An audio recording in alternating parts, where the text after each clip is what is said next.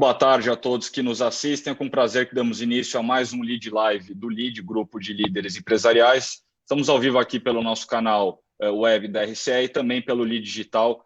Você que já se cadastrou ao aplicativo pode acompanhar a live e interagir por lá. Lembrando que o Lead Live é exclusivo para membros do Lead. Hoje contamos com a participação do jurista e sempre ministro Sérgio Moro, que abordará o tema cenário e perspectivas anticorrupção no Brasil. Qual já de antemão, já agradeço em nome de todo o LEAD e demais participantes sua presença, ministro. Nos honra muito sua participação conosco hoje em prol do diálogo e da transparência. Hoje damos início a uma série especial do Lead Live, apresentado e mediado pelo jornalista William Vac. William, muito obrigado por anfitrionar esse encontro hoje e trazer a sua experiência e capacidade jornalística para este encontro. Participa conosco também Luiz Fernando Furlan, também sempre ministro e chairman do LEAD, que ao lado do William Vac nos apoia nesse debate. Antes de passar a palavra ao ministro Luiz Furlan para sua saudação, passar a vocês rapidamente a dinâmica do Lead Live. Após a saudação do ministro Luiz Furlan, já passamos a bola ao William Vac, que conduzirá essa live. O ministro Sérgio Moro fará uma apresentação inicial de até 15 minutos, contextualizando a todos que nos assistem o momento que vivemos e também abordando o tema sugerido. Ao final da apresentação do ministro Sérgio Moro, William Vac já dá início ao debate, onde também direcionaremos as perguntas que vocês que nos assistem nos enviaram. Então, mande sua pergunta através da caixa de mensagem embaixo do player, citando seu nome e empresa, que no momento oportuno nós vamos direcionar ao nosso convidado. William, lembro que o debate é seu, mas que pontualmente eu e o Furlan levantaremos algumas perguntas enviadas pelos membros do LEAD. Então, sem mais delongas aqui, para tentarmos aproveitar ao máximo o tempo, já passo a palavra a Luiz Fernando Furlan, chairman do LEAD, para fazer sua saudação. Furlan, na sequência, já pode passar ao William Vac a palavra. Furlan, boa tarde.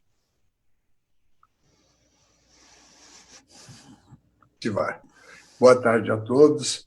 É um prazer recebermos hoje o ministro Moro aqui com os associados do LEAD. E aqui eu fiquei pensando, ministro Moro, na última vez que nos vimos presencialmente foi no jantar da Câmara de Comércio Brasil-Estados Unidos, em Nova York, há cerca de um ano atrás, né? E quanta coisa aconteceu nesse período, né? Coisas inimagináveis aconteceram, até começando por aquele jantar onde os homenageados não compareceram, né? E nesse ano os homenageados gostariam de comparecer e não puderam ir por causa da Covid. Então, para nós é um prazer tê-lo aqui, já nos conhecemos há algum tempo, a sua trajetória nos inspira. E depois, quando chegar a hora das perguntas, eu vou fazer algumas perguntas em italiano, para saber se o senhor estudou mesmo o caso lá de Manipulite. Isso não estava no roteiro, hein? Não, mas pensou que ia ser só moleza? Não vai ser, não. Eu fiz 2 ou 3 perguntas em italiano aqui, quero ver se o senhor vai se virar com elas. Eu espero que ministro, sim. Agradeço as palavras gentis aí, viu? Realmente passou muita coisa e a vida, às vezes, muda bastante, né? Mas um prazer revê-lo aqui, ainda que virtualmente. Igualmente. William, a bola está com você agora. Muito obrigado. Boa tarde a todos. Agradeço a todos que nos acompanham. Agradeço a oportunidade de me dirigir a um público tão selecionado. Sou obrigado a dizer, em primeiro lugar, que tudo que eu disser aqui é opinião exclusivamente pessoal. Conto com a audiência de vocês no Jornal da CNN, a CNN Brasil, uma emissora jovem, nova, que veio para ser mais uma voz na paisagem de mídia brasileira, porém aqui eu estou exclusivamente no meu CPF. Então, tudo que eu disser aqui, que gostarem ou não gostarem, é no meu nome. Isso é muito importante por causa da minha relação comercial. Mas chega de falar de mim.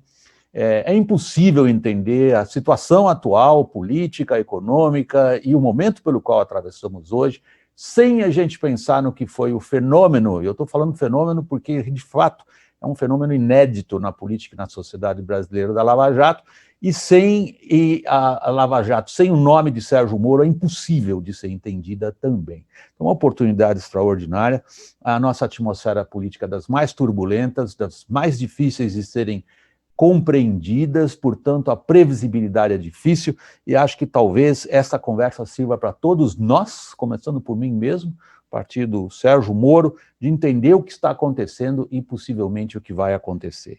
O currículo dele é conhecido de todos, mas eu acho essencial, inclusive para os registros, que a gente novamente leia o currículo do Sérgio Moro, jurista, ex-magistrado, professor de Direito Público brasileiro, foi juiz federal, foi ministro da Justiça e Segurança Pública entre 2019 e 2020.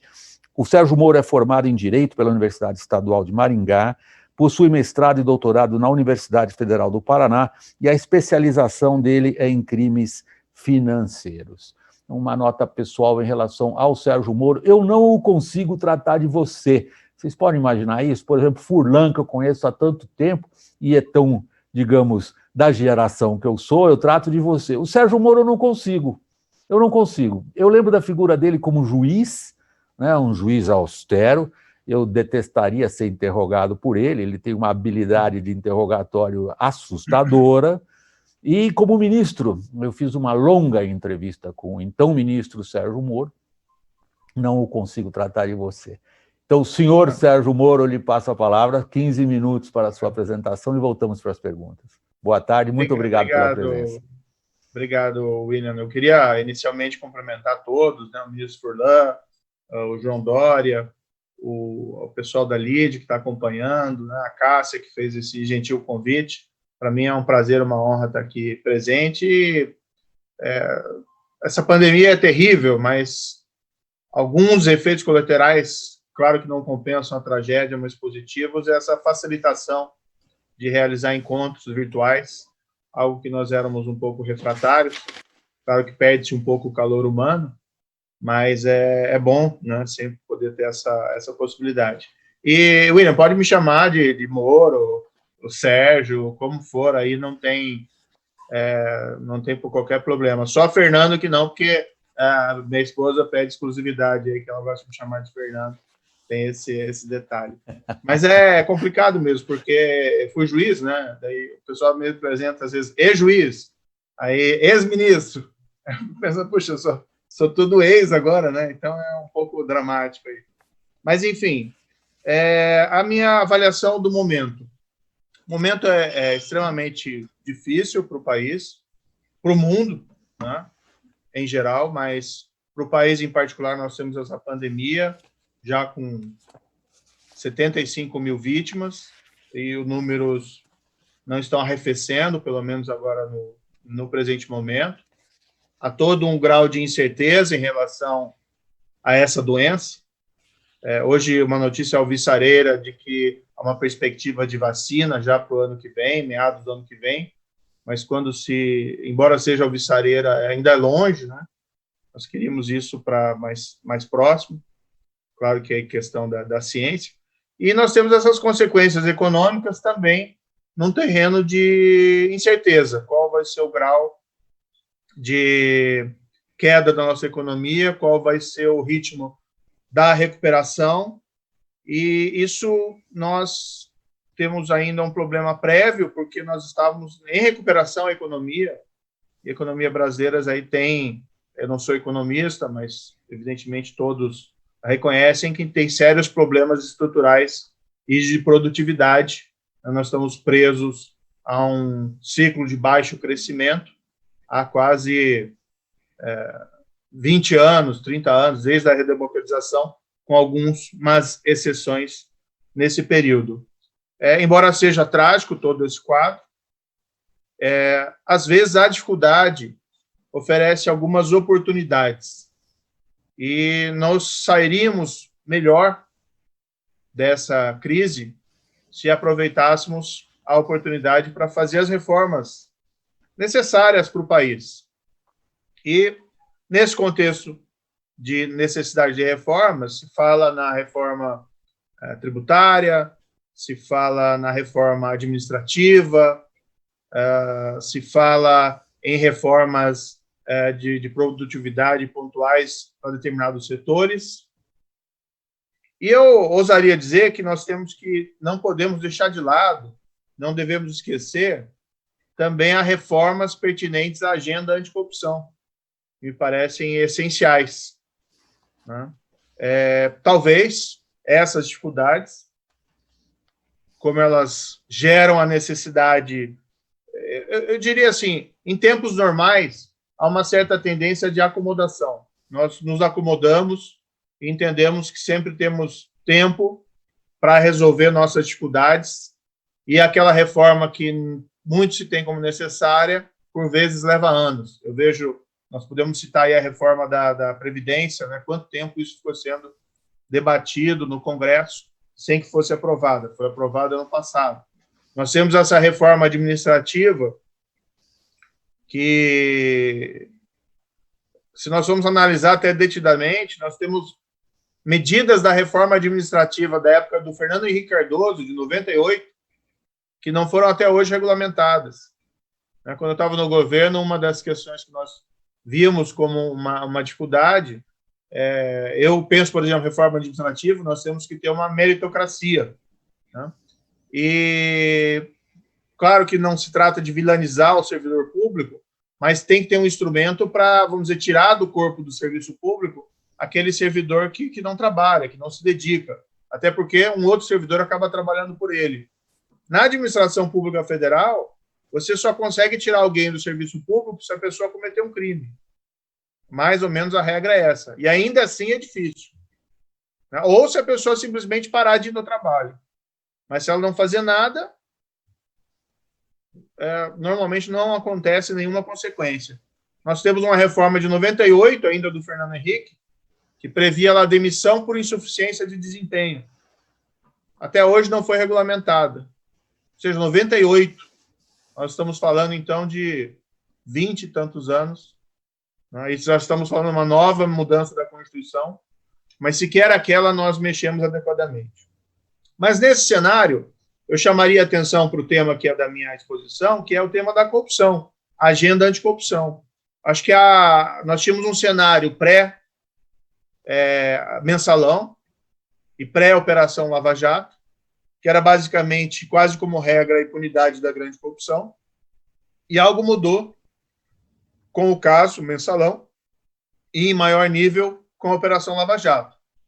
Os brasileiros perceberam que, sim, era possível, né, se ter processos nos quais fosse provado crimes de grande corrupção contra pessoas poderosas política e economicamente, e que era possível, sim, ter um sistema que funcionasse. E tivemos algumas reformas, inclusive, naquele período, somente na Operação Lava Jato, paradoxalmente vindas, ou não tão paradoxalmente, mas vindas principalmente do Poder Judiciário, não propriamente do Poder Legislativo ou do Poder Executivo.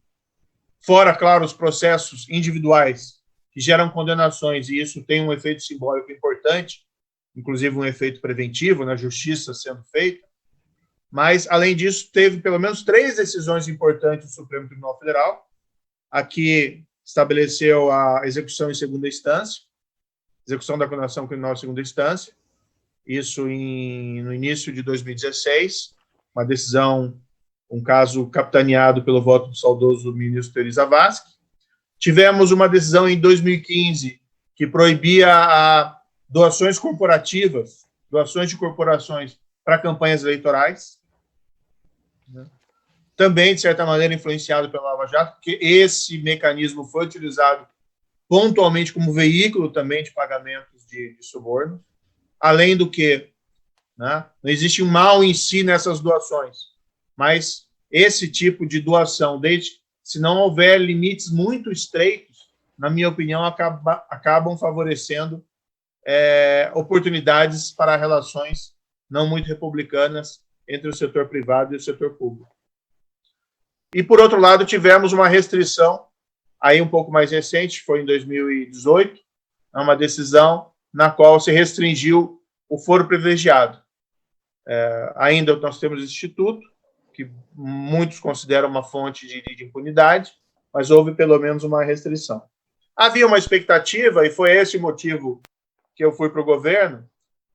Eu ouço algumas críticas, fui para o governo, o pessoal não compreende, não devia ter ido, mas são situações muito difíceis. Então, o presidente eleito com toda aquela energia cívica, né, no final de 2018, lhe convida, lhe faz um convite para você, como ministro, implementar essa agenda anticorrupção, essa agenda anticrime organizado, essa agenda anticrime violento, e é uma oportunidade muito tentadora para você realizar uma política de alto nível, uma construção de políticas públicas fora dos seus casos concretos específicos. Foi uma decisão, foi uma escolha, na época, a meu ver, justificada, e eu fui com essa expectativa de construir essa agenda de reformas. Acho que avançamos, principalmente no combate ao crime violento e à criminalidade organizada, mas é necessário reconhecer que no enfrentamento da corrupção, na agenda anticorrupção, ela não conseguiu avançar por diversos fatores, seja basicamente uma falta, na minha opinião, de uma vontade política maior, e aqui não falo apenas do Poder Executivo, mas de outros poderes igualmente. E penso que essa agenda teríamos que tentar retomá-la. Temos algumas oportunidades à frente. Vamos ter aqui uma PEC a ser debatida em agosto, pelo menos segundo o presidente Rodrigo Maia, para restabelecer a execução em segunda instância. E a partir dela, se ela for aprovada, e temos que ver em que termos, quem sabe se possa reconstruir essa agenda. Claro que isso depende aí de uma conjunção de ação dos poderes, mas não penso que devemos negligenciar o potencial dessa agenda, seja para construir uma democracia mais confiável, né? Eu acho que boa parte de alguns sentimentos autoritários que brotaram nesse período decorreram de uma frustração com casos de corrupção de agentes públicos e políticos, gerando uma perda de credibilidade da democracia, mas isso deve ser corrigido fortalecendo a democracia e não com arroubos autoritários. E, por outro lado, a questão da economia, né? Um dos fatores que afeta a produtividade da nossa economia é ainda a corrupção, né? Seja porque ela implica numa alocação ineficiente dos recursos públicos, muitas vezes desvios para enriquecimento ilícito, muitas vezes desvios para financiamento ilegais de campanhas, mas também porque elas distorcem as decisões dos agentes econômicos. Mesmo no setor público, e aí nós temos aquelas famosas construções de catedrais no deserto, né? Você compra uma refinaria velha, nos Estados Unidos, deliberadamente velha, porque você está interessado no contrato da Revamp, que é uma outra oportunidade para fazer recursos para propina, ou decisões equivocadas também no setor privado, porque muitos desses casos de suborno acabam estando envolvidas práticas desleais de concorrência, ou seja, uma empresa pagando subornos para obter uma vantagem competitiva no mercado em relação ao seu concorrente. Quando há um grau disseminado, né, da prática da corrupção, tanto mais é afetado aí a qualidade da nossa economia, tanto no setor público como no setor privado. Quero crer, isso é difícil de dimensionar, quero crer que, a partir da Operação Lava Jato, houve um decréscimo, né, das práticas de corrupção no âmbito público.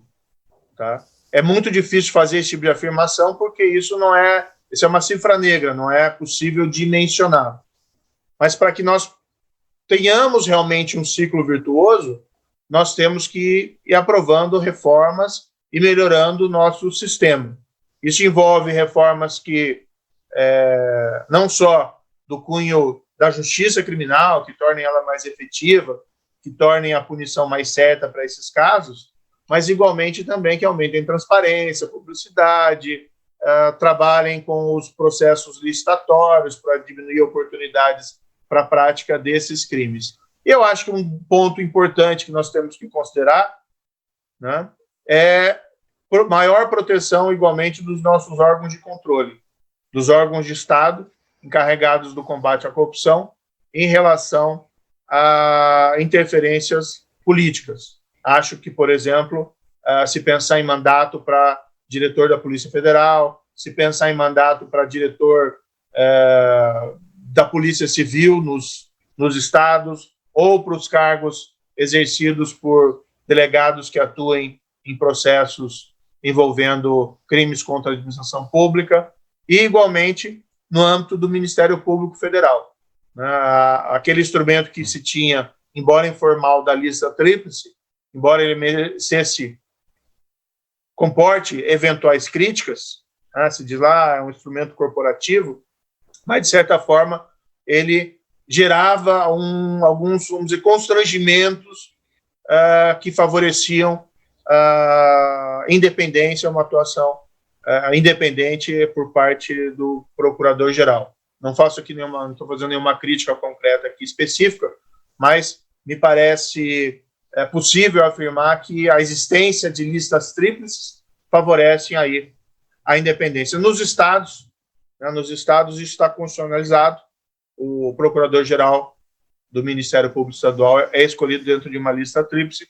Me parece que é um instrumento que tem os seus problemas, mas é melhor com ele do que sem ele. Enfim, eu só gostaria aqui de reiterar, então, e finalizo daí a minha introdução inicial, que quando nós falamos dessas reformas, que são absolutamente necessárias, na minha opinião, para que nós possamos não só vencer os problemas do passado, mas agora enfrentar os problemas do presente, não devemos esquecer a agenda anticorrupção. É possível trabalhar também com ela, concomitantemente à reforma tributária, reforma administrativa e outras reformas que venham aí a ser cogitadas, inclusive setoriais. A dúvida é se há um ambiente político para tanto, aí já é uma questão um pouco mais complexa. Mas depende dos agentes políticos, e depende dos cidadãos cobrar os seus agentes políticos. Enfim, como introdução, é basicamente isso. Muito obrigado. Eu faço uso da liberdade que me foi concedida e vou tratar então de você, Sérgio Moro. Muito obrigado. Eu acho que torna o diálogo muito mais próximo, muito mais pessoal. Esse é um público extraordinariamente objetivo, detesta perder tempo. Eu vou direto ao ponto. Você se tornou um dos mais importantes críticos do governo. Inclusive, as suas declarações ao deixar o posto que você ocupava no Ministério de Jair Bolsonaro são hoje um inquérito que está sendo tocado no STF, no qual você também é investigado. O presidente da República está sendo investigado por suspeita de interferência ilícita em órgãos de Estado como a Polícia Federal, foi uma acusação que você levantou, e você também, por fato do Procurador-Geral da República assumir que talvez você tenha feito uma acusação infundada. Isso é um processo que está no STF. Você continua sendo um crítico bastante contundente. Algumas das afirmações que você fez agora nessa introdução são de extraordinária relevância. Quando você diz, por exemplo, que você tinha como um projeto pessoal e um projeto de ministro levar adiante uma campanha anticorrupção e faltou vontade política para isso, você está apontando um dedo acusador à atual administração no Palácio do Planalto. É difícil fugir essa constatação. Você reitera novamente que o combate à corrupção ele depende de uma série de medidas de proteção a órgãos de Estado, e você foi específico, você disse a Polícia Federal, quer dizer, você está reiterando o que você disse ali ao sair do governo, e você foi um pouco mais adiante ainda. Você supõe que a forma de escolha do Procurador-Geral da República, talvez, e aí com a habilidade que você tem como magistrado e como o domínio da palavra que você possui, Sérgio, você diz, eu não estou supondo que haja uma nomeação política por parte do Procurador-Geral da República, mas se não obedecermos ao que se convencionou chamar de melhor método de escolha destas figuras tão importante, o homem que está à testa do MPF, está aberta a possibilidade de uma interferência política. A pergunta que eu lhe faço, então, é a seguinte. A Lava Jato está sendo refreada, recuada, combatida, conscientemente, voluntariamente, pelos homens hoje no poder, Sérgio? Veja, só fazer aqui um esclarecimento, né? Eu saí do governo, entendi que eu não poderia ficar naquelas circunstâncias e entendi que era necessário que eu declinasse os motivos. Não era minha intenção que fosse ali instaurado um inquérito em decorrência daquelas minhas declarações. Né? Tanto que isso tramita, vai ser resolvido lá no âmbito do inquérito, é uma outra questão. Acho que não vem ao caso aqui entrar em detalhes sobre esses fatos específicos. Mas essas críticas que eu faço são críticas que transcendem o atual governo, tá? No que se refere à agenda anticorrupção. Veja bem, no próprio caso da Operação Lava Jato, durante ela, as reformas que foram produzidas foram basicamente reformas vindo de decisões judiciais, né, que se critica muito o ativismo judicial do Supremo Tribunal Federal, mas veja que ele atua numa dimensão de omissão por parte dos outros poderes. Então, quando eu falo, olha, nós podemos pensar aí em ter mecanismos de proteção para a Polícia Federal, para as polícias civis, para o caso mesmo da Procuradoria-Geral da República, essa é uma pauta antiga. Na verdade, eu só acho que essa pauta tem que ser retomada. Né? Não pressuponho aí que está tendo uma atuação necessariamente enviesada. Essa é uma questão que não cabe aqui uma avaliação minha no presente momento, mas a minha opinião é que um mandato para a diretor da Polícia Federal diminuiria essas situações de tensão, certo? E aí, assim, a gente tem que lembrar que a gente não pode contar com a virtude dos homens públicos em toda e qualquer circunstância. Mesmo sendo agentes públicos virtuosos, nós precisamos ter mecanismos de, como diz lá, check and balance, né, de restrição de decisões discricionárias. Então, um mandato para o diretor da Polícia Federal é uma medida pertinente, seja no atual governo, seja nos governos passados. Durante o próprio governo do presidente Temer, houve episódio envolvendo uma nomeação de um diretor que poucos meses depois teve que deixar o seu cargo, porque houve uma interpretação de que ele estava tendo uma atuação, vamos dizer assim, um tanto quanto enviesada, embora isso não tenha sido, vamos dizer assim, comprovado em processo nem nada, mas houve essa percepção de que ele não era a melhor pessoa para o quadro. Isso valeria também para o passado. Né? A mesma coisa o procurador-geral. Eu acho que você ter uma lista tríplice, ter que escolher numa lista tríplice, restringe escolhas discricionárias do presidente, tá? E é algo, para mim, pertinente, não para esse governo, é para frente e para trás também. Sérgio, deixa eu apertar você um pouquinho em relação à situação atual. Nós temos um combate interno dentro da Procuradoria-Geral da República sobre compartilhamento de dados obtidos pela operação que você conduziu, com os resultados que nós conhecemos. Nós temos o presidente do Supremo Tribunal Federal endossando, sim, nós temos esse compartilhamento de dados. Nós temos uma clara direção na PGR hoje pela eliminação das forças-tarefas e a constituição de um novo órgão, ou seja, há evidências de que a Lava Jato, tal como ela foi constituída e operada, por exemplo, sob a sua condução, deixará de existir. Boa parte do Congresso detesta a Lava Jato, por motivos que eu não preciso repetir aqui. Você vê a Lava Jato sob ataque? Não, existe uma situação específica decorrente dessas últimas ações na Procuradoria-Geral da República. Qual é a minha avaliação? Essas forças-tarefas, elas não são uma criação brasileira. Elas surgem da necessidade em que você tem um caso de dimensão significativa e um procurador, que é o procurador do caso, não tem condições de lidar com ela sozinho. Então, você forma uma equipe, né, de procuradores para trabalhar com esse caso. Isso é feito no mundo inteiro. Na Itália, que nós falamos, foi falado há pouco, nos casos contra a Cosa Nostra, na Sicília, no caso do Giovanni Falcone, foi formado uma força-tarefa, não só no Ministério Público, mas de juízes. Né? Na época tinham os cargos de juiz de instrução, era um pouquinho diferente, então você tinha ali um grupo de magistrados atuando no caso.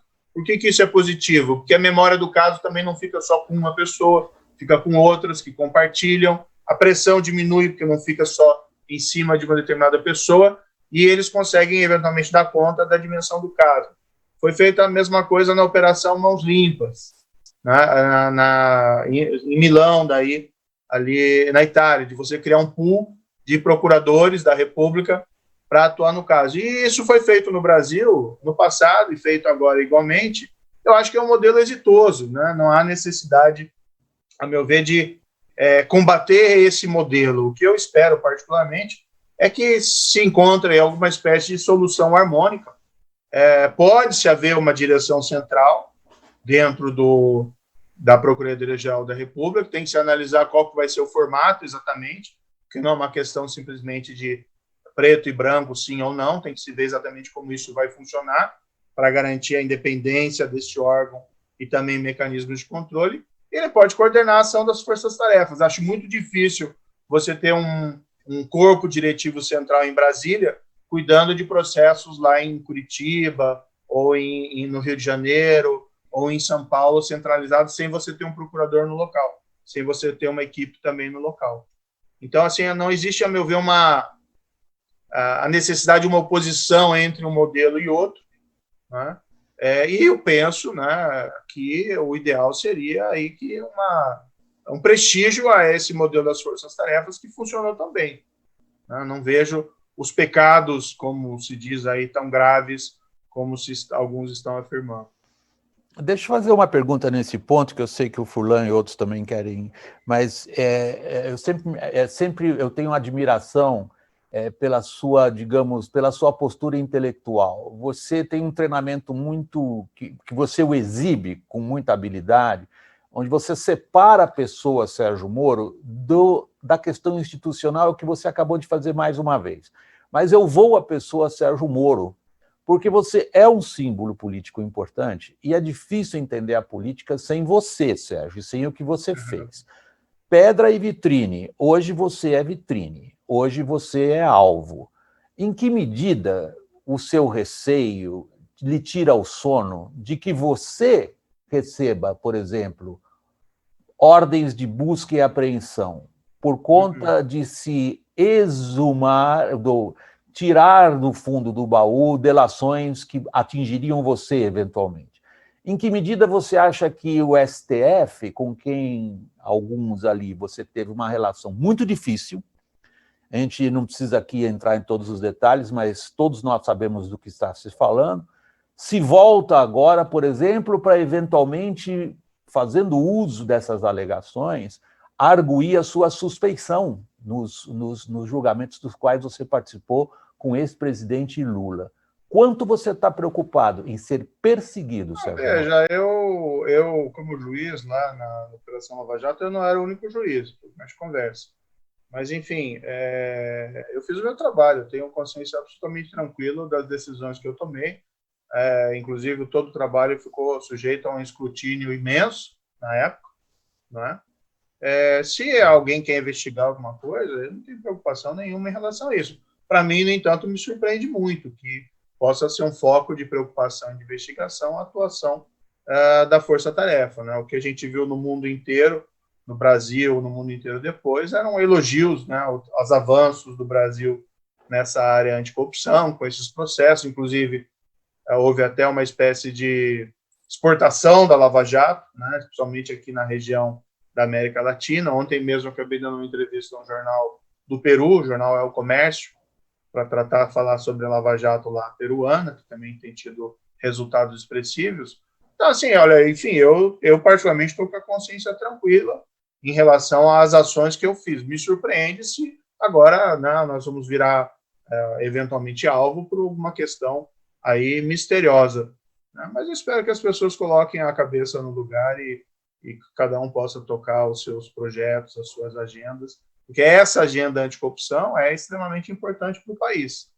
E querer destruir, eventualmente, o trabalho realizado anteriormente, evidentemente, não é um passo à frente, mas sim um grande... Você acha que está acontecendo isso, Sérgio? Não posso fazer uma opinião categórica nesse sentido. William, uma pequena intervenção rápida aqui. Temos 550 empresários nos acompanhando aqui, filiados ao LEAD, qual eu relembro aqui, reforço a vocês, mandem suas perguntas pela caixa de mensagem abaixo do player. Nós teremos um momento aqui para direcionar ao ministro Sérgio Moro a sua pergunta, só cite seu nome e sua empresa, por gentileza. Furlan.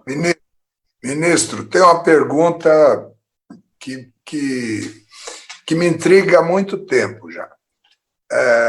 A equipe de Curitiba, ela demonstrou para o Brasil e para fora do Brasil que a justiça brasileira, em alguns bolsões, em alguns momentos, ela pode ser rápida e eficaz, que não é o padrão da justiça brasileira. Quando se fala com investidores estrangeiros, uma das reclamações maiores que tem é dessa longura que leva para resolver qualquer tipo de conflito, em especial os trabalhistas. A minha pergunta é: o senhor, como ministro da Justiça, chegou a pensar na extinção da justiça trabalhista, que é uma jabuticaba brasileira? Olha, essa é uma demanda que às vezes aparecia lá, principalmente do setor empresarial. Eu concordo que os problemas da justiça brasileira transcendem muito a justiça criminal. Às vezes, para cobrar até dívidas mais simples, boleto de condomínio, já é um sofrimento, né? Aí, para a justiça civil. Eu lembro uma experiência pessoal, um condômino aqui no prédio onde eu moro, em Inadimplente, que levou anos aqui para a gente conseguir cobrar as prestações atrasadas. E ainda encontrava com ele no elevador, né? Pois é. Então, eu acho que existe um custo Brasil decorrente da morosidade da justiça que é extremamente negativo.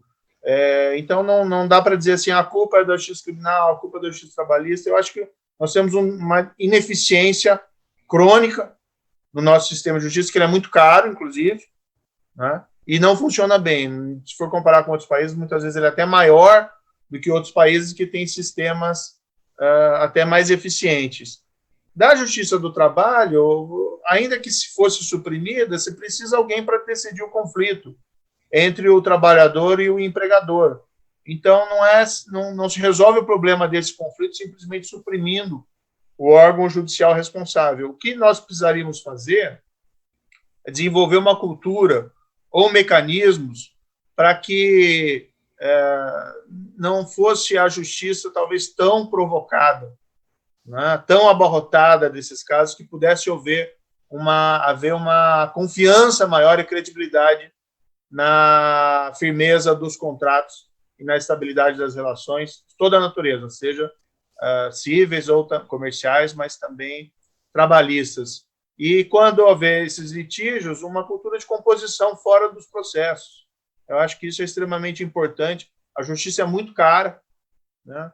Quando eu estava lá no Ministério da Justiça, algo que nós trabalhamos ali para poder incentivamos bastante foram mecanismos no âmbito do consumidor, na Secretaria Nacional do Consumidor, foi a criação de mecanismos extrajudiciais, inclusive tem lá o consumidor.gov, exatamente com essa finalidade de buscar resoluções mais rápidas e até na via da internet, porque nós estamos pensando em modelos de justiça ultrapassados. Hoje a pessoa quer resolver os seus problemas sem sair de casa, independentemente da pandemia, mas antes mesmo que resolver com um iPhone, com um aplicativo, e não querendo promover um processo que vai levar uma década nas cortes de justiça. Então, nós temos que repensar todo o nosso modelo, e aí a ineficiência não é só da justiça do trabalho, mas de vários outros ramos da justiça. E aqui não há culpa, não estou culpando o juiz, não estou culpando o desembargador, não estou culpando nada. Precisa ter uma agenda de reformas também do Poder Judiciário. Sérgio, o Furlan representa um sentimento muito difundido entre os empresários, né? Quando a gente fala, como você mesmo se referiu, à questão do ativismo judicial, o Brasil inventou a justiça do trabalho nos anos 30, ou seja, a gente dificilmente, como sociedade, pode-se hoje furtar a crítica que tem que fazer a nós mesmos. Se a gente fala de judicialização da política, nós inventamos a judicialização das relações capital-trabalho há quase um século atrás. Somos culpados disso, não há dúvida. Agora, eu queria trazer um pouco a questão para o lado do futuro, ver como é que a gente vai sair dessa crise. Veja, você é uma das figuras mais populares do país. Isso é capital político. Isto é uma moeda, no bom sentido. Como é que você pretende utilizá-la? Olha, eu tenho falado reiterado, né, várias vezes, eu saí do governo e como você mesmo disse, a gente vira vitrine, né? Eu achei que saindo do governo ia ficar um pouco mais fácil aí a vida, né? Mas, enfim. Mas agora a minha preocupação imediata é a reinserção de alguma forma na minha carreira, no setor privado e tal. E um desejo de continuar no debate público, inclusive participando, por exemplo, de eventos dessa espécie. E contribuindo, eventualmente, com essa agenda de reformas. Então, no que é a minha área, né? O que eu posso falar, por exemplo, dessa proposta de emenda da Constituição, da segunda instância, eventuais críticas aos modelos atuais, e se trabalhando, e espero, né, que haja uma vontade política suficiente e uma capacidade institucional para que nós possamos implementar essas reformas tão necessárias para o país, ainda mais nesse momento da pandemia. Eu tenho algumas dúvidas a esse respeito, mas por hora, William, eu sou mais um observador do que um ator. Sérgio, eu acho que você já Sérgio, você já... William, só o seguinte, vou matar rapidinho. Sérgio, você já disse 200 vezes a 200 colegas meus que você não é candidato a presidente. A pergunta é a seguinte, por que não é candidato a presidente? Eu acho que essas coisas não funcionam assim, né? Eu já falei até em outro cenário, existem aí, 2022 está muito longe, a gente não sabe nem como o país vai chegar em 2022, todo mundo espera que bem, né? Se chegar bem foi porque eventualmente teve um bom governo, e isso vai ter uma consequência eleitoral, mas existem aí vários também outros bons candidatos, né, a meu ver, que podem participar do jogo eleitoral. Eu acho que é mais importante, talvez, do que o personagem, a causa, né, a agenda, porque essa eleição anterior ela foi muito disputada nessa linha do oposição ao Partido dos Trabalhadores, por razões conhecidas, mas foi um discurso muito simples, muito singelo, e o resultado, evidentemente, legítimo, mas nós precisamos ter uma conversa um pouco mais robusta para quem quer que seja candidato, as pessoas que se apresentarem em 2022, tenham uma agenda de reformas daquelas que eventualmente não tenham sido ainda realizadas. Né? Qual que é o projeto de país? O que se pretende aí como país a partir de 2022? E nós temos que pensar que nós estamos saindo de uma década perdida em matéria de crescimento, por exemplo, né, no Brasil. Desde 2010, tivemos já uma recessão ali em 2014, mal parcamente recuperada, e já entramos em outra recessão. Esperamos que podemos sair, mas os problemas que nós tínhamos anteriores, eles não vão sumir com a pandemia, a meu ver, eles vão se aprofundar, a não ser que haja esse surgimento da vontade de realizar essas reformas. Sérgio, você expôs aqui uma agenda de candidato. Parabéns. Não, eu estou falando a minha opinião como... Claramente. Sérgio, você começou a sua exposição falando em economia. Nunca vi você fazer isso. Segundo, você expôs um diagnóstico que eu tenho certeza é o diagnóstico desse público que nos assiste. Terceiro, você colocou a necessidade de reformas. Por que não ser candidato, Sérgio? Não. Peraí que eu vou... Deixar para o João Dória ser candidato. Deixa eu emendar um pouco. Todo mundo conhece essas balinhas coloridas chamadas MM, né? Acho que todo mundo conhece, né? M pode ser de Maringá, não é? E o outro M pode ser de Mato Grosso, não é? De quem é? E M pode ser de Mandetta e M pode ser de Moro. E é sonho de consumo umas balinhas MM para daqui adiante? Não, olha, eu acho que tem várias pessoas. Primeiro, 2022, como disse, está muito longe. Mas eu até já falei, tem o próprio governador de São Paulo, tem o Hulk que está se apresentando, o João Amoedo.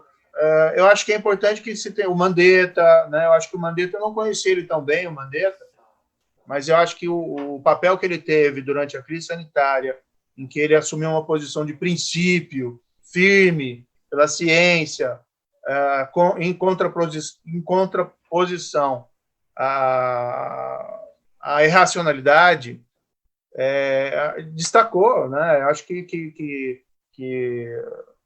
demonstrou um grande mérito da pessoa dele. Mas eu acho que, sinceramente, né, 2022 é muito longe, 2020 nós temos uma série de problemas, e eu comecei falando da economia porque eu acho que esse combate à corrupção ele tem que ser visto num cenário um pouco maior, porque nós pensamos em corrupção no sentido, às vezes, punitivo, como se alguém fosse querer ser um vingador mascarado ou punir as pessoas. Eu, sinceramente, como juiz, eu nunca dei uma sentença condenando alguém à prisão com satisfação pessoal. Não cabe isso, né? Porque você está levando sofrimento a uma pessoa. Agora, eu fiz porque era o meu dever, segundo a lei, segundo as provas e segundo a minha avaliação do caso. Por isso que eu achei que nós temos que pensar a justiça não como algo divino, terrível, ou algo humano, de sofrimento. Nós temos que falar do combate à corrupção inserindo num contexto maior. Por que ele é importante? É um dos fatores que minam a produtividade da nossa economia, e uma economia mais produtiva é bem-estar melhor para todos. E dois, sinceramente, eu acho que parte da insatisfação que existe, aparentemente esse momento passou, mas parte da insatisfação que existe com o regime democrático é uma queda da confiança nas pessoas em relação aos seus representantes eleitos. Eu lembro, até contei uma história, estou escrevendo uma coluna na Cruzoé, né, na revista Cruzoé. Eu leio, eu acho que todo mundo aqui lê.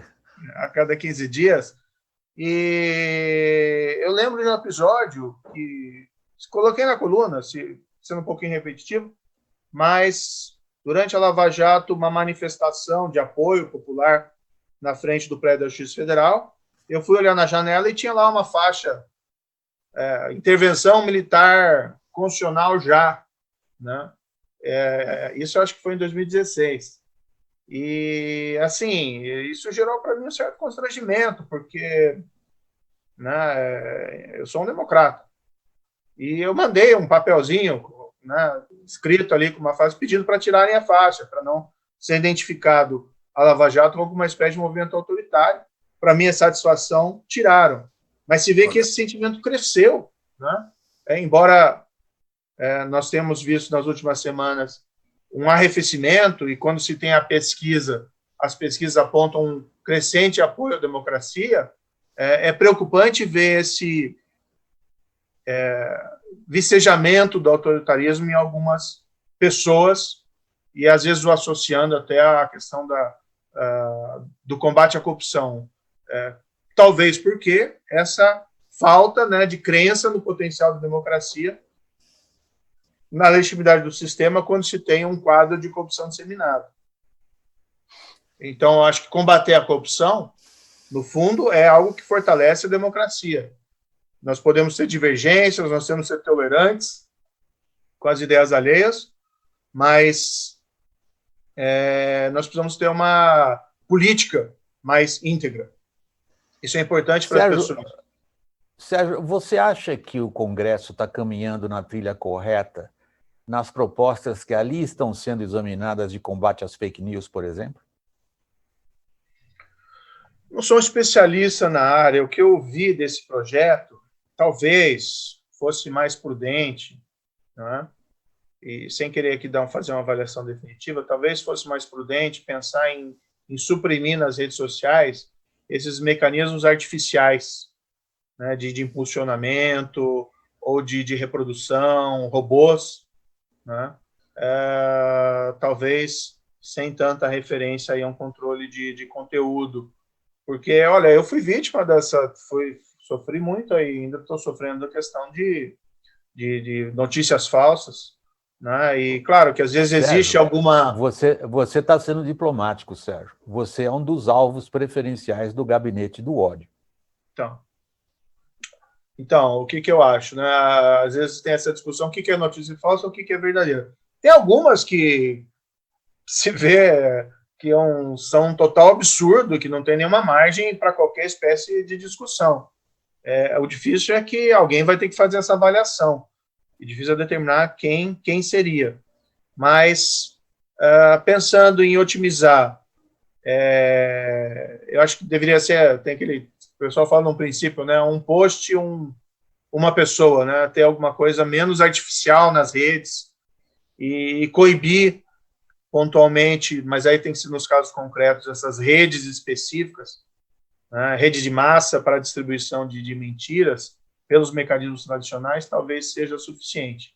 Mas aqui, William, vou deixar muito claro assim, que eu não sou um especialista e eu tenho muitas dúvidas sobre diversos aspectos. Agora, por exemplo, o robô, né, para ficar disseminando, ou mecanismos de impulsionamento em massa, isso eu acho que trapaça. Né, na rede social, isso é um mecanismo de manipulação da opinião pública. Isso não está dentro da liberdade de expressão. Isso eu acho que é facilmente justificável a proibição pela legislação. A questão é política e ela envolve o relacionamento do judiciário com o executivo, Sérgio. Veja, o STF leva adiante um inquérito sobre fake news que nasceu para apurar se procuradores da Lava Jato estavam se mobilizando para atacar a imagem da instituição. Virou um inquérito bonde que hoje chega ao redor do presidente da República e do gabinete do ódio. Há, por parte dos ministros do Supremo que tocam esse inquérito, a convicção que eles conseguiram parar, em boa medida, o fenômeno das fake news organizado para atacar instituições democráticas. Como que você vê o papel do Supremo nesse relacionamento com o Executivo? O Supremo está extrapolando? Eu vi algumas, eu acho que fake news, né, notícias falsas, ofensas, ameaças, em massa, não constituem aí exatamente uma atividade protegida pela liberdade de expressão. Tendo que se tomar um certo cuidado, porque às vezes, por exemplo, ofensas, às vezes é normal uma crítica, alguém extrapolar, né, numa crítica a alguma instituição, uma pessoa. Agora, uma distribuição em massa de ofensas, às vezes com o intuito até de intimidar alguma pessoa ou instituição, eu já acho um pouco mais complicado. Eu lembro que o ministro Alexandre se reportou um WhatsApp, que eu até vi esse WhatsApp, salvo engano, eu vi no site falando desse WhatsApp, que ele teria contratado um atirador do PCC para um sniper, né, para atirar no presidente. Então, são coisas assim, esse é o tipo da coisa assim, não, isso aqui é uma notícia falsa. Não tem uma margem de apreciação possível em que se cogite que a hipótese possa ser verdadeira. Então, esse tipo de mensagem, né, isso tem que realmente ser suprimido das redes sociais, e a dúvida é se nós temos os mecanismos hábeis para tanto. Eu vi um WhatsApp logo depois, no dia que eu saí, né, no dia que eu saí do governo, à tarde, já estava circulando o WhatsApp que me mandaram, que eu tinha uma indústria de vender inquéritos para o governador de São Paulo. Né? Uma coisa assim, absolutamente fantasiosa e demente. E essas coisas, a impressão que se tem realmente são organizadas. Né? Então, nós temos que proteger uma esfera pública de debate, de liberdade de expressão, isso é importante, e, eventualmente, críticas às autoridades públicas pode ser veemente, mas o que estava acontecendo, ou o que está acontecendo, não sei muito tão claramente se isso foi vencido ou não, era algo que distorcia o debate público, né? Manipulava o debate público, e se isso foi controlado momentaneamente, certamente acaba voltando por outros atores, ou pelos mesmos atores, se nós não tivermos aí mecanismos de prevenção. Acho que alguma coisa tem que ser feita nesse cenário, se investigações concretas ou medidas legislativas. William, mudando um pouco o assunto, a pandemia ela tem obrigado a mudanças de hábitos. Já foi falado isso no começo da nossa live. Alguns deles, para mim, extremamente surpreendentes. Alguém já tinha pensado em sessões virtuais de votação na Câmara dos Deputados, no Senado, no Supremo Tribunal Federal e em outros tribunais? Será que não dá para aproveitar essa necessidade para ter um enorme ganho de produtividade, porque se você olha a velocidade com que as coisas estão andando nesses organismos que eu já citei, isso aí é surpreendente, né? Aqueles discursos de 2 horas para dizer um voto no Supremo para quem tivesse... Não, o Meneghel foi meio dono da TV Justiça, não foi? Aquilo continuava no dia seguinte. Agora, no virtual, não tem mais esse espaço para preencher citações e coisas e loisas. Será que nós não podemos aproveitar agora esse exemplo que está sendo dado em órgãos públicos e no setor privado de ter agilidade, de ter eficiência, indo ao encontro do que acabou de falar sobre redução de custos, de baixa competitividade do nosso país? Eu tenho certeza que vai haver uma mudança, né? Porque nós tínhamos esses mecanismos anteriormente disponíveis, mas muito preconceito em utilizar. Eu via isso na própria justiça, quando era juiz, com a videoconferência. Então, você ouvia uma testemunha, estava em Curitiba, tinha que ouvir a testemunha em Brasília, né? Usava videoconferência, ou às vezes um acusado preso num presídio de segurança máxima usava videoconferência. E não raramente se encontram barreiras, né? Se encontram objeções. No projeto anticrime que a gente apresentou, a gente estava ampliando a utilização de videoconferência para o acusado preso, e teve resistência da OAB, né? Isso acabou não sendo aprovado pelo Congresso. Talvez fosse outro o olhar no tempo atual. Como nós começamos a usar forçados pela pandemia, esse é um ponto que, dos poucos pontos positivos decorrentes da pandemia, esse é uma provável consequência colateral positiva. Tenho certeza que vai haver mais reuniões, palestras, eventos virtuais, mesmo com o fim da disseminação da doença a partir de agora. William. Sérgio, por favor, Johnny, você vai... Não, eu quero te dar o máximo tempo possível para você levantar suas perguntas e para o debate. Prometo te interromper o mínimo possível, mas a gente está recebendo muita pergunta aqui. É isso que eu imaginei. Eu vou aproveitar para direcionar 2 ao ministro Sérgio Moro. Agora, depois eu só volto ao final com mais 2 ou 3 perguntas, ok? À vontade, Johnny, vamos embora. Ministro, muitas mensagens de apoio aqui ao senhor e a tudo que realizou e fez, e muitas perguntas também. Eu vou juntar 2 aqui, vou levantar 2, na verdade, para a gente tentar ganhar tempo. A primeira da Maria Luísa Lazarim, da CIO BSC, que pergunta: quais foram as reais e principais realizações do senhor frente ao Ministério da Justiça e Segurança Pública? Acho que as que valem o destaque aqui. E a segunda pergunta do Marcos Caldelay, do LIDE Rio Preto, que pergunta: ministro, acreditamos que um dos problemas que se evidenciou no mundo é a falta de líderes. A pandemia externou isso. Qual a sua opinião sobre as lideranças gerais políticas neste período? Então, 2 perguntas que eu deixo a você aqui, depois voltamos com o William. Certo. O primeiro ponto, olha, 2019 teve uma queda significativa dos principais indicadores criminais. Méritos compartilhados, na minha opinião, do governo federal, com vários governos estaduais e mesmo com a segurança pública municipal, em certos casos. Uma mudança de discurso importante, né, que já tem um efeito preventivo, e da parte do governo federal, do Ministério da Justiça, houve a adoção de uma série de políticas, a meu ver, favoráveis a essa redução da criminalidade, algumas até simbólicas. O que nós tínhamos presente quando eu assumi o Ministério: olha, o crime organizado no país cresceu nos últimos 10 anos. Nós temos organizações criminosas que se sentiam à vontade até para praticar atos terroristas, de natureza terrorista. Caso em São Paulo, em 2006. Mas tivemos uma emergência dessa já em janeiro de 2019, no Ceará.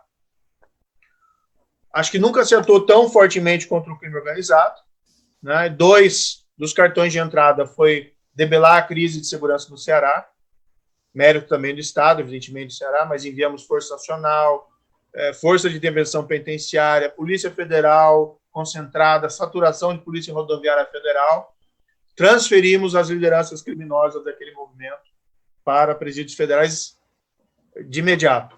Em 30 dias estava resolvido. Depois não teve mais incidentes da mesma magnitude. Com São Paulo, algo que nós começamos a planejar ainda na transição, a transferir as lideranças do PCC, que estavam em São Paulo, que, na minha opinião, tinha que ser transferido em 2006. Né? Transferimos ali como um cartão de entrada. Pegamos a liderança maior, as lideranças subordinadas e o do terceiro nível, para deixar a organização sem comando e desestruturada. Mudamos o regime do presídio federal. Toda visita hoje é monitorada, né, impactando a capacidade desses criminosos de enviar mensagens de crimes para fora. Mas tivemos lá vários outros programas. O programa Vigia de Controle de Fronteira, o programa da criação de centros de controle e inteligência integrados, que é modelado no Fusion Centers norte-americanos. Nós criamos um na fronteira em Foz do Iguaçu, mas para atender o país inteiro. E estávamos com o plano de criar um centro de combate ao crime cibernético quando veio a pandemia. Tivemos lá o programa Em Frente Brasil. Olha, recorde de apreensão de drogas da Polícia Federal. Resultado, né? Acho que uma série de fatores aí positivos. Assassinatos caíram 19%. Nunca havia caído 19% assassinatos no país. Caiu 19% em relação a 2018. Roubo de banco caiu 40%. Uma queda de... Quando que você imaginava em 2018, se eu assumisse lá o ministério e prometesse, olha, vamos reduzir roubo a banco em 40%. Iam falar que eu estava louco.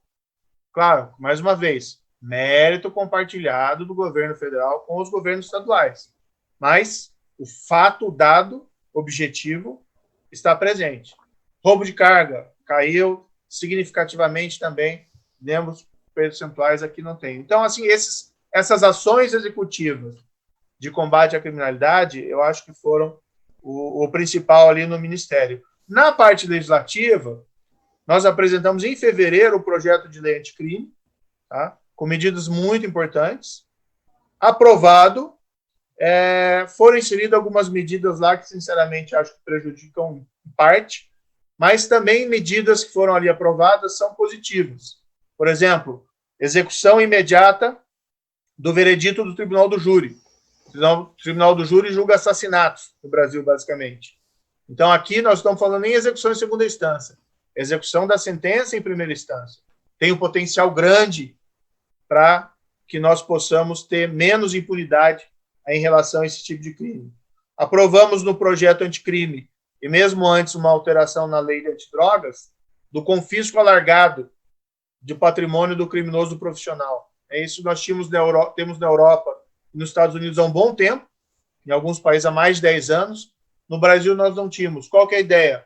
Bem, se você é um criminoso profissional, se você faz da prática do crime a sua profissão, todo o seu patrimônio, a não ser que você demonstre a origem lícita, fica sujeito a esse confisco. Isso vale principalmente para grandes casos de tráfico de drogas e, eventualmente, de corrupção. Então, houve avanços, mesmo legislativos, poderiam ser maiores, sim, e uma série de medidas executivas, a meu ver, né, não foi possível elencar todas, que foram importantes para esse quadro. Algo que me orgulho particularmente, o Banco Nacional de Perfis Genéticos. Então, o que é esse banco? É como se fosse um banco de impressão digital. Você colhe no local do crime o vestígio material deixado ali pelo criminoso, extrai o DNA e insere no banco. Concomitantemente, você vai colhendo o perfil genético, isso é passar um cotonete na boca, né? Não tem nenhum sofrimento humano nisso, não é como o mercador de Veneza em que você quer tirar um pedaço do coração, é só um cotonete na boca. Você tira o perfil genético, insere no banco, você começa a fazer cruzamento. Vários países desenvolvidos fizeram isso com resultados aí muito importantes no combate à criminalidade, especialmente em elucidação de crimes de sangue, que a nossa taxa é baixa. Criaram isso no Brasil em 2013, por uma lei, mas a lei não era executada. Quando nós assumimos ali o Ministério, nós tínhamos mais ou menos 10 mil perfis genéticos colhidos até então, de 2013 a 2018. Só no ano de 2019 foram colhidos 67 mil perfis genéticos. E o plano era chegar em 2022 com o nosso Banco Nacional de Perfis Genéticos totalmente completo. Então, assim, acho que teve uma série de medidas importantes. A comunicação do governo que não é lá essas coisas, né? Não é das melhores. Sérgio, e a segunda pergunta sobre lideranças? Lideranças políticas, olha, do mundo, nós estamos num período um tanto quanto complicado, né? Mas se cita muito a Angela Merkel, né? Pelo sucesso nessa empreitada, aquela primeira-ministra da Nova Zelândia. Os destaques positivos têm sido das mulheres, principalmente, né? O que é algo que deve levar algumas reflexões para o mundo masculino aqui. Ministro, acho que a pergunta era mais voltada à liderança aqui no Brasil do que internacional. No Brasil, né? Olha, é difícil. Eu acho que tem pessoas boas, pessoas que são líderes nos seus setores específicos, não necessariamente no setor público, e tem lideranças políticas que podem aí se sobressair. Eu não quero dar nenhuma opinião pessoal sobre o presidente da República, acho que isso não é muito próprio, né? É importante, acho que está faltando um pouco de ter um projeto de país, né? E aí, às vezes, não precisa tanto da pessoa, mas precisa de uma formulação disso de uma maneira mais clara e não pode ser baseada nessa polarização excessiva que nós temos. Eu acho que esse é um dos nossos momentos, uma das causas da nossa dificuldade de traçar políticas públicas consistentes, essa polarização excessiva entre extrema-esquerda e extrema-direita, que transforma até a questão sanitária em questão política. Então, eu acho que o caminho tem que ser um caminho resgatando os valores próprios da democracia, que é principalmente a tolerância. Perfeito. Sérgio, deixa eu voltar um ponto que você levantou várias vezes, aliás, em várias das suas intervenções, e que o Furlan tinha num dos enunciados das perguntas que ele fez, que eu colocaria debaixo do título insegurança jurídica. Quando empresários estão, por exemplo, demandando, como o Furlan fez a você, que é uma figura de proa de expressão, ou foi até aqui, do judiciário, para eliminar a justiça do trabalho. Nós estamos falando de um ambiente no qual, para fazer negócios no Brasil, a dúvida sobre o que vai ser decidido na justiça está na cabeça de cada um. Ou foi feita uma referência, por exemplo, a como investidores consideram o ambiente de negócio no Brasil, quando eles pensam no que vai acontecer depois se alguma coisa tiver que ir para a justiça. Você se referiu em outros momentos, por exemplo, à execução da pena em segunda instância. Vale uma interpretação, depois vale outra. A gente vê como, recentemente, vai para o colo de ministros do Supremo decisões importantes sobre o processo de privatização. Eu não estou entrando no mérito da questão. O ponto que eu quero levantar, e eu vi qual é a sua análise, é o seguinte: nós estamos num período no qual a politização do judiciário chegou a um nível extraordinário. Quando a gente vê, por exemplo, decisões do presidente do STJ, extraordinariamente seletivas, considerando prisão domiciliar alguém que está foragido, todo mundo se pergunta, de onde emana essa insegurança jurídica no Brasil, Sérgio?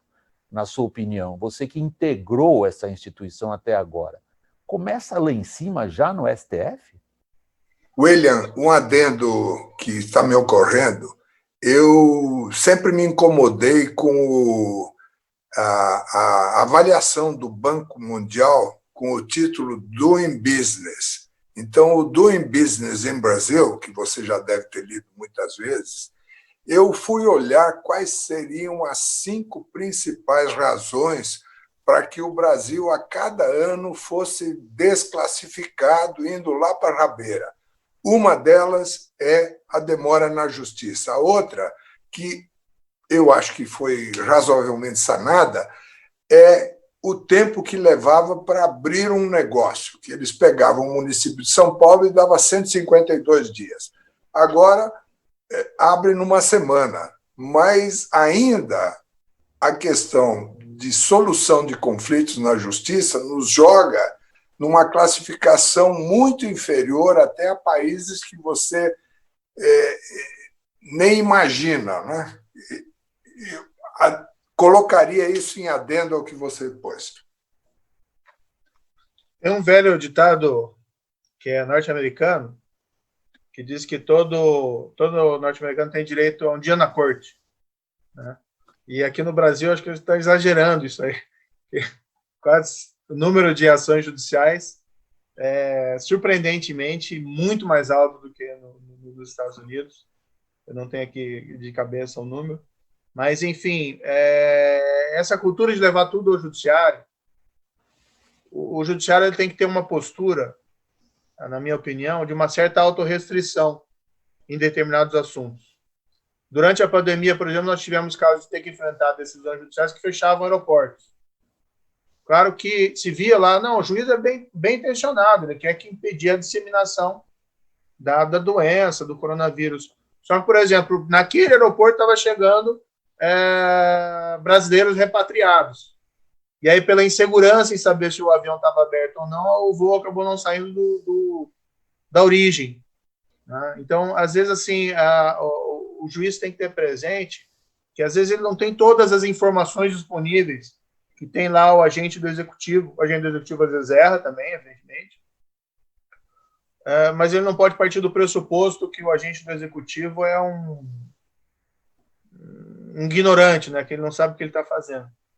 Então, eu acho que precisa alternar um pouco mais de autorrestrição em algumas decisões, sem prejuízo de um ativismo localizado.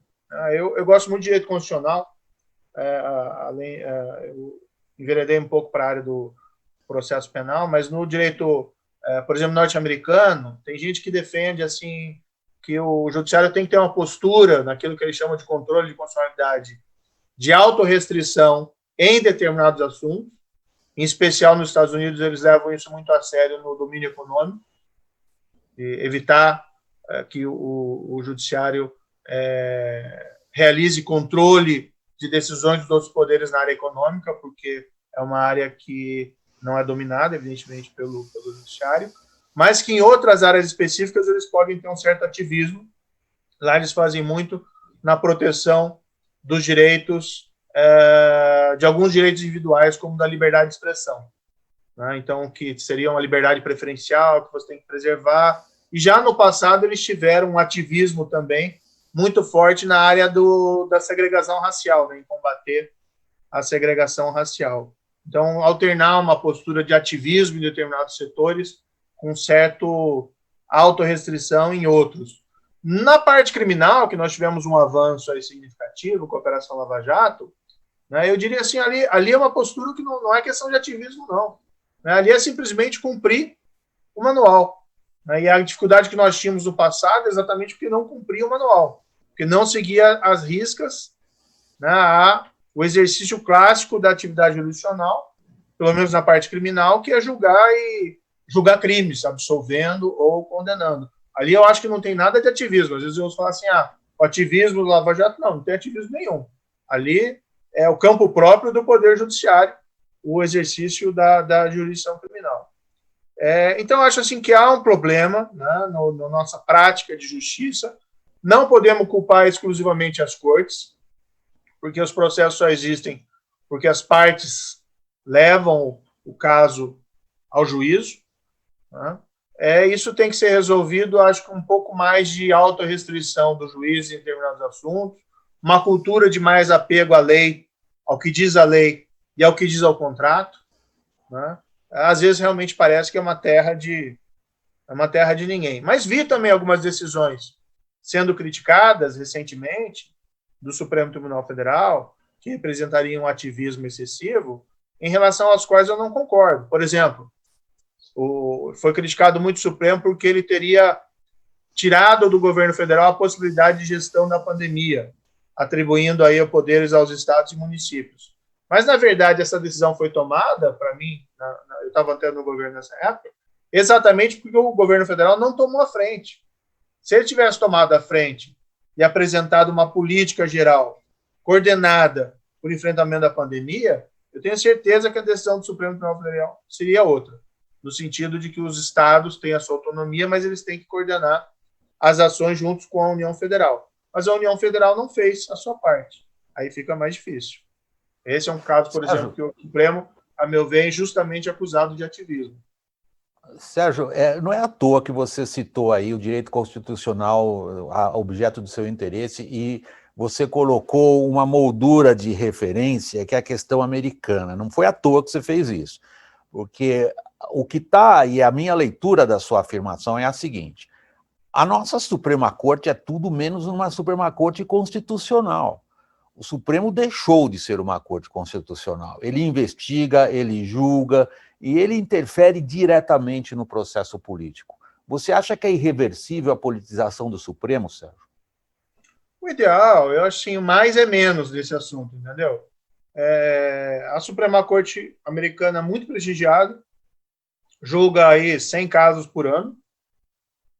Nosso Supremo Tribunal Federal, envolvido também em causas constitucionais, mas envolvido nessa prestação jurisdicional ordinária, cuidando desses casos cotidianos, embora às vezes envolvam, né, casos criminais com pessoas com foro privilegiado, ou revendo decisões de instâncias ordinárias.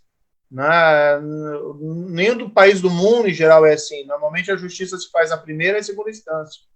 A ida a tribunais superiores é algo relativamente incomum. Então, nós tínhamos que realmente, eu acho que seria importante ter uma mudança. Eu acho que essa execução da segunda instância, a proposição também que ela valha para os casos cíveis e de outra natureza, pode ser que tenha esse potencial para deixar mais claro, olha, a justiça se resolve primeira e segunda instância. A partir daqui é tudo excepcional. Mas acho que precisariam vir mecanismos ainda maiores, né, para filtragem de processos para tanto ao STJ como ao Supremo Tribunal Federal. Eu não acho, agora existe uma perspectiva de muitos que dessa forma o STJ ou o Supremo perderiam poder, né, e é muito difícil você abdicar de poder. Mas, sinceramente, eu vejo o contrário, né, que nesse setor menos é mais. Você poder proferir uma decisão ponderada, tratando esses assuntos de uma maneira um pouco mais abstrata, sem ter que enfrentar esse dilema do fulano X ou fulano Y, né, essa criminalização excessiva da jurisprudência dos tribunais superiores, isso eu acho que não faz bem nem para os tribunais, entendeu?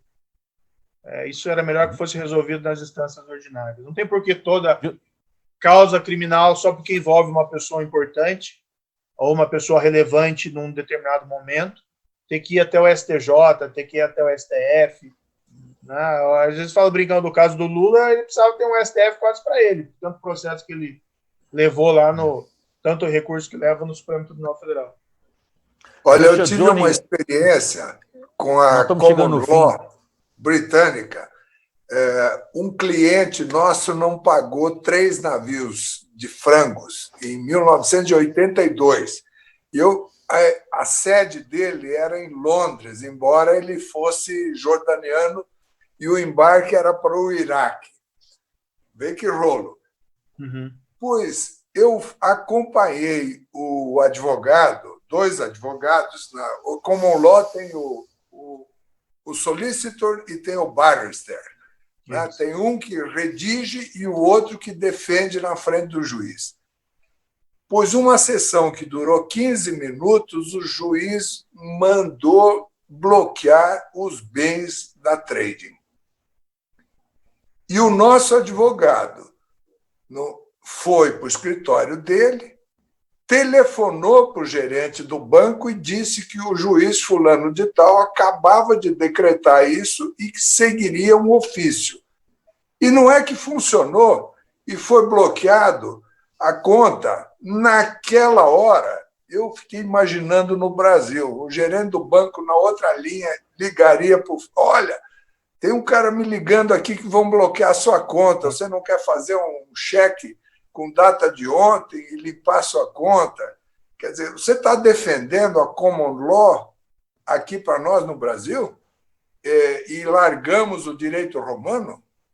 William, eu acho que se você quiser incrementar uma pergunta, William, porque nós temos mais 5 minutos aí com o ministro. É por isso que eu queria abrir para o público. Acho que as pessoas ficam frustradas se elas não conseguem fazer a pergunta. Eu queria deixar esse tempo final para as perguntas que você tem aí. Então eu retiro a minha. Não, pode deixar a do Furlan, ministro. E, William, vou aproveitar então e direcionar uma aqui do Vander Giordano, que junta com mais uma que chegou, que fala o seguinte: doutor Moro, com essa grande extensão de fronteiras, o senhor enxerga algum caminho contra o tráfico de drogas e de armas no Brasil? Eu aproveito emendando, se o senhor pudesse passar para nós um pouco da real dimensão de uma quadrilha como o PCC, como que é a sua estrutura? Ela é realmente organizada da forma que se passa? Como é que é essa estrutura? Então, das fronteiras contra o tráfico de drogas e armas no Brasil, o PCC e esse comentário do Furlan. E por aqui eu já encerro as perguntas daqui, viu, William? Não, tá ótimo. Sérgio, a palavra é tua.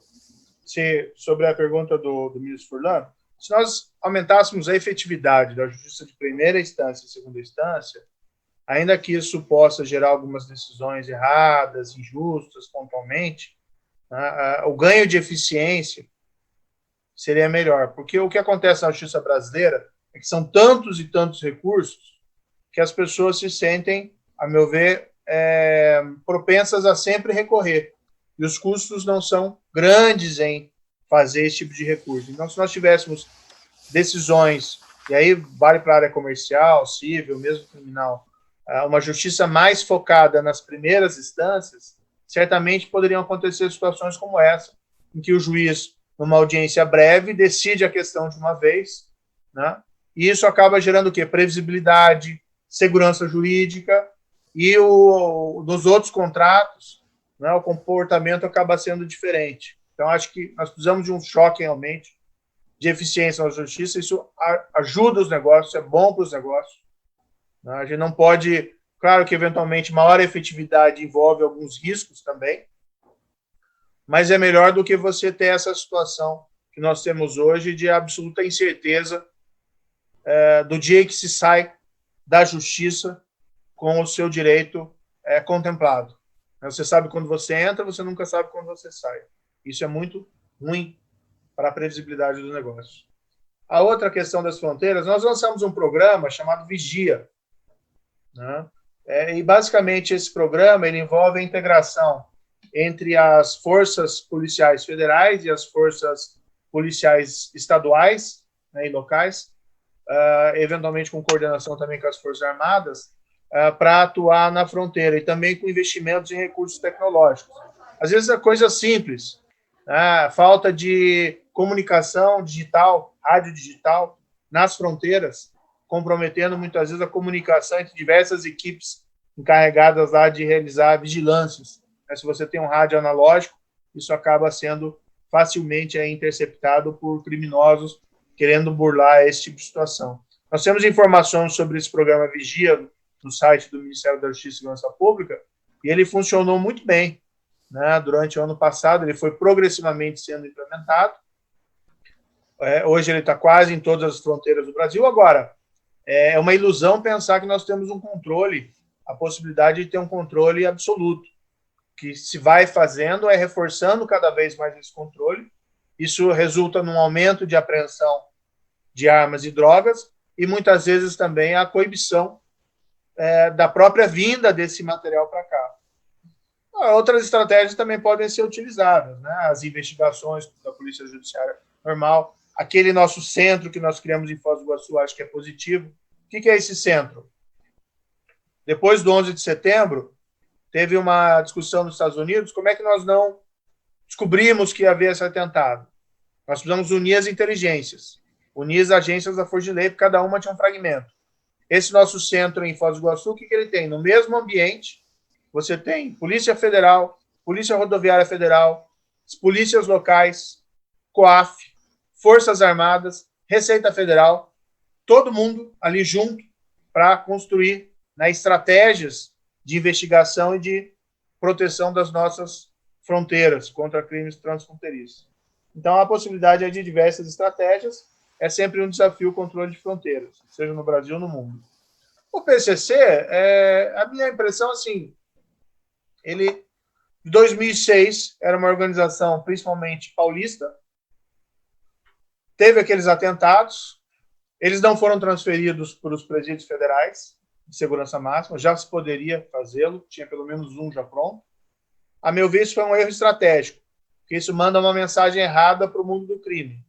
Olha, o Estado não tem coragem de enfrentá-los. Isso acaba fazendo com que o criminoso comum, que ele quer impunidade, essa é uma associação que eu quero fazer parte. E acho que o PCC foi crescendo, não só por esse motivo, evidentemente, mas também por se organizar de uma maneira eficiente e devido à própria questão do tráfico de drogas e de armas, e se tornou um problema nacional. Uma das nossas prioridades, quando eu assumi, como disse, era enfrentar aí a criminalidade organizada. Então, fizemos aquela transferência, aí uma série de investigações importantes, e sempre trabalhando, acho que a palavra-chave que foi do Ministério da Justiça foi trabalho integrado. Né? Para nós funcionarmos bem, nós temos que trabalhar, colocar os órgãos policiais trabalhando em conjunto. Se fala muito lá em unificação da Polícia Civil com a Polícia Militar. Eu acho que não é algo muito factível. Então, tradições diferentes de polícias, e é muito difícil mudar isso quando passou tanto tempo. Mas você ter integração, né, você criar centros integrados, você criar políticas coordenadas, isso já é possível. A ideia nossa do Enfrente Brasil, que era de combate à violência urbana, era exatamente nessa linha. Você cria um centro integrado no qual vão todas as polícias e também as guardas municipais para discutir policiamento e estratégias contra a criminalidade urbana.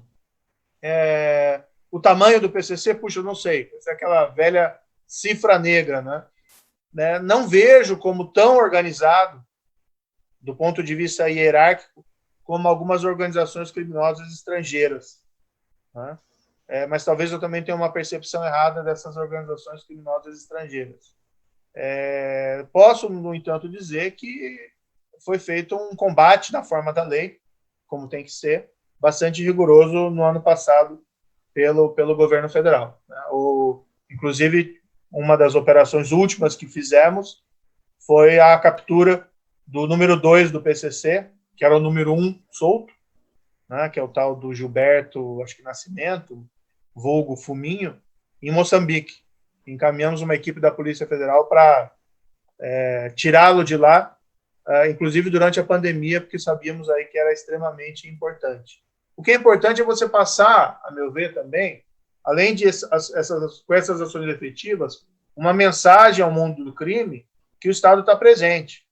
Então, se dizia, por exemplo, que esse Fuminho era o financiador dessas tentativas de resgate do Marcola, seja em São Paulo, ou seja lá no Presídio Federal. Tivemos que colocar o Exército lá em volta do Presídio Federal de Brasília para coibir tentativas que estamos ouvindo, não sei se reais ou não, alguns planos perturbadores, como fez São Paulo também, ano passado, antes da transferência, ano retrasado, antes da transferência.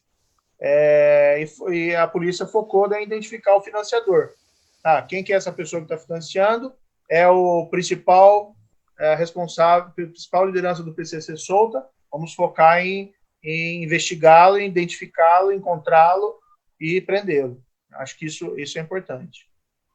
Perfeito. William, já vou deixar então a última palavra a você e depois já passamos ao Furlan para fazer sua saudação final e já encerramos aqui. William.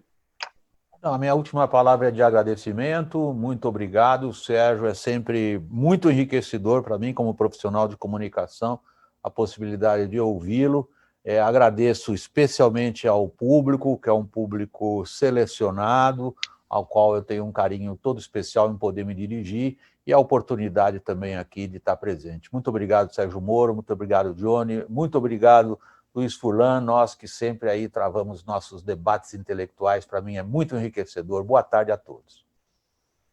Obrigado, William. Furlan. Muito obrigado. Está no mudo, Furlan.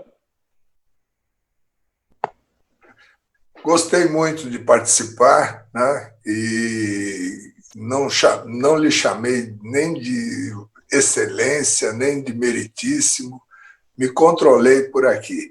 Acho que todo mundo gostou, e eu também, inclusive dessa sua movimentos assim de bagre ensaboado, quando falava de coisa de política, que 22 está longe. Não, mas eu acho que perguntas que eu fiz, algumas delas interpretando justamente a preocupação dos associados do LIDE. Ministro Moro, fique à vontade para a sua despedida e, da minha parte, agradeço muito em nome de todos os membros do LIDE.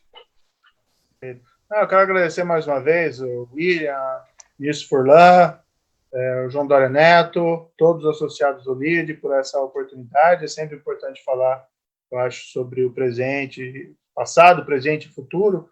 Né? Percebi pelas mensagens, pelas perguntas, né, a preocupação exatamente com a Lava Jato, com o legado da Lava Jato. Eu acho que é algo que nós temos que preservar, porque isso não foi um trabalho meu, não foi um trabalho de um procurador, não foi um trabalho de um policial. Acho que foi uma conquista em termos da própria sociedade brasileira, que deu um grande apoio à construção coletiva.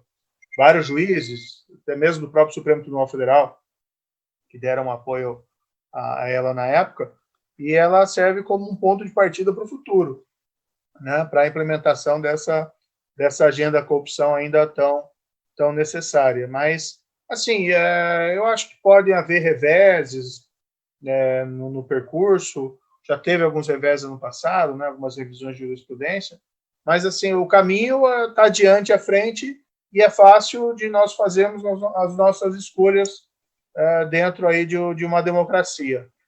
Quer mais ou quer menos corrupção? Quer mais integridade no setor público, no setor privado, ou quer menos integridade? Quer as consequências disso para a produtividade da nossa economia, para o nosso bem-estar, e para aquilo também que é importante, né, o nosso senso de justiça. Eu acho que isso também faz parte da nossa condição humana. A gente fala muito em economia, em produtividade, em combate à corrupção, mas existe esse fator que também é extremamente importante, que é nós nos resguardarmos naquilo que é o nosso sentimento de justiça. Então, acho que o caminho deve ser positivo para o futuro, assim espero, evidentemente, e precisamos aí de todos. Né? Eu vou continuar sendo um jogador nesse campo, vamos colocar assim. Tá bom? Muito bom. Perfeito, ministro. Muito obrigado. Obrigado, William, Boa tarde. pela Todos. mediação. Obrigado. Furlan, um abraço. Obrigado, e até semana que vem. Muito obrigado. Até mais. Então. Até breve.